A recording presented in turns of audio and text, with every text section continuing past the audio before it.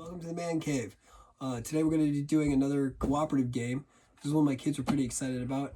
And yes, I did. This was one that was picked up at Gen Con. Those of you who've been following along know that. This is Richard Garfield's King of Monster Island. Now, King of New York has been a great game. King of Tokyo has been a great game. What they did was they took those great games and figured out how to make them into a cooperative game, and that's what this is. This came out, I don't know, maybe a year ago, and I got a good deal at Gen Con, so I brought it home. So, King of Monster Island, ILO is the producer, and Richard Garfield created this with Paul Manayan.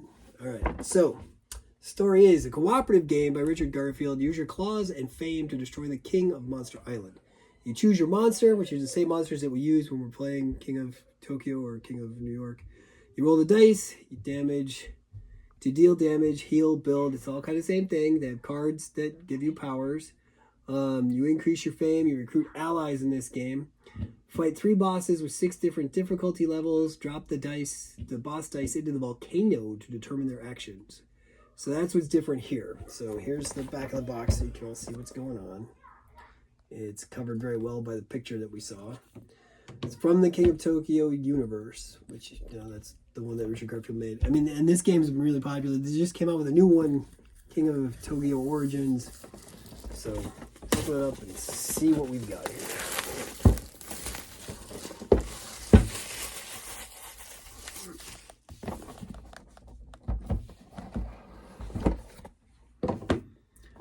Alright, so we have a nice sized rule book. Seems thin, but it's nice and big. It's thematic here, breaking news, so it's a news story that's telling you the story. TV Call Me Live. I mean, as you can see, the story here is, you know, the rules, the words are nice and big. Oh, look at that. Plenty of examples, the overview, the different pieces. The contrast here is beautiful. It's very easy to read. The words are nice and big, even for old eyes like mine. The rule book is a total 11 pages. So, like it says in the beginning that there's scaling difficulties. So there's the end of the game. Then you have ultimate challenges where you can increase the difficulty. They have an example of the turn on the back, which is nice. The boss phase, the monster phase. So that's really good.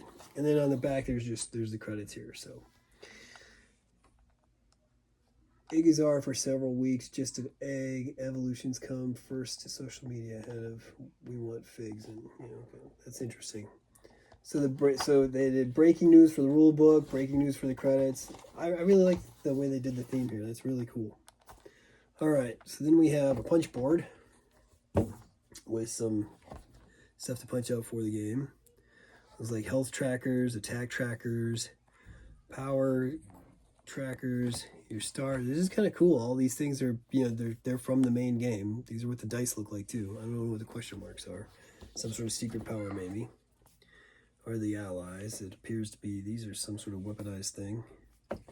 They're two-sided. They're very thick. That's nice chipboard size. Oh, and then we've got more. We've got these red crystal tokens. I think that's part of the game, is you want to stop those from happening. We have what looks to be some sort of eruption token. It's probably not a good thing. Part of the board, I think. Or nope, this is another punch board. More pieces. Here's the board. Alright. So the board is... That's the whole playboard of the game here. So now we see that those things are counted. They look like ships. So those must be ships that are carrying those different resources. We've got our volcano. It's a top-down thing that you have to build, because when you play the game, there's going to be these cardboard parts of the sides here. So we're going to put this together. This ring will sit on the top. You put the dice in here, and then they come out. And wherever they come out, that's going to have something to do with one of the game mechanics. So that's kind of interesting. Here we have a bag. And that's, you know, typical standard bag for tokens. It's nice quality. That's good. We have our, looks like standees here. think these are the 3 versions of the main bad guy that we will fight. So we'll put those here. And it says here that he is the Crystal Dragon is this one. Then we have the Lithosaur, which is this one. And finally we have the Lava Lord, which is this big beefy guy right here. So those are the big bads of the game, I believe. And then we have, looks like teams here. We have the media. Not sure what that's for because I haven't read the rules yet. We have the ninjas. So I'm guessing that these are the teams that you take on. We have the ape monsters and the Megbots. Or those could be allies, I don't know. Because here are the characters. We have, this looks like the wheel for the bad guy. As you can see, it's in its Lava Lord final form here. So for good guys, we have Purple Rain. He appears to be some sort of robot creature. Looks like he's got a little cyclone war world thing underneath him. We have the Megamoth, which is just as cool as he sounds. Like a Mothra-inspired villain, or hero in this case. That's pretty cool looking. We have the Pagura, the giant fish creature. I'll put that right here. Here's his standee. Hades, Hades, which appears to be a robot. Here's the... And finally, Rex Flore.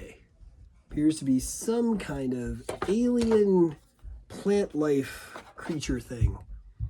So there he is. So those are the 5 people it comes with. Then we have the dice.